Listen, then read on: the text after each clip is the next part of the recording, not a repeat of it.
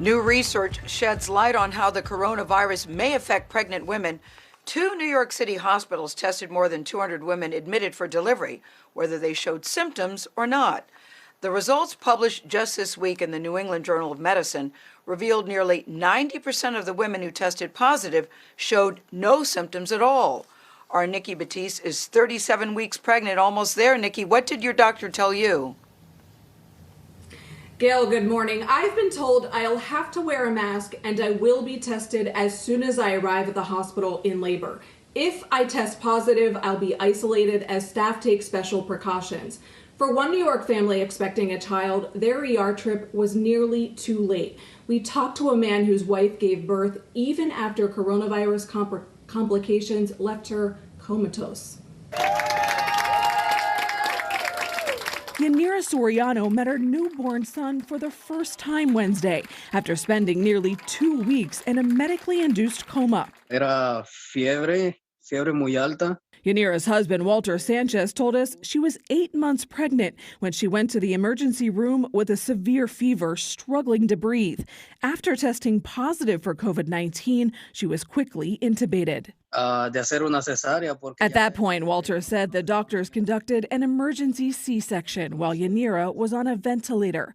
Hospitals across New York are preparing for similar situations. We really advocate for assessment on a case-by-case basis. Dr. Dina Goffman is with the Columbia University Irving Medical Center. She co-authored a new study of more than 200 pregnant women at 2 New York City hospitals.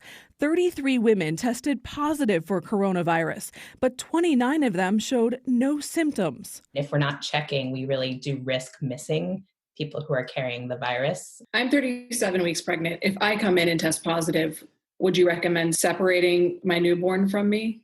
For a mom who's asymptomatic and feeling well, we think there are ways to potentially keep them together to allow for some of the bonding. So far, studies have not shown coronavirus passes to the baby from the womb or through breast milk. But Dr. Goffman says asymptomatic mothers should wear masks while around their newborns.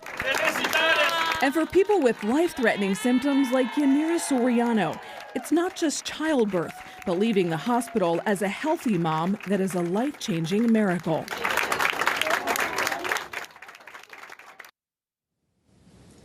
Partners and spouses at the New York hospitals who are testing pregnant women for COVID-19 have their temperatures taken upon arrival.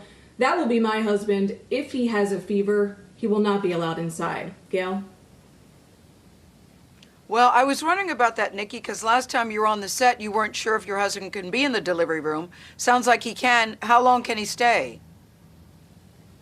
He can only stay for the delivery and an hour or two after. Then when I move to postpartum, he has to leave.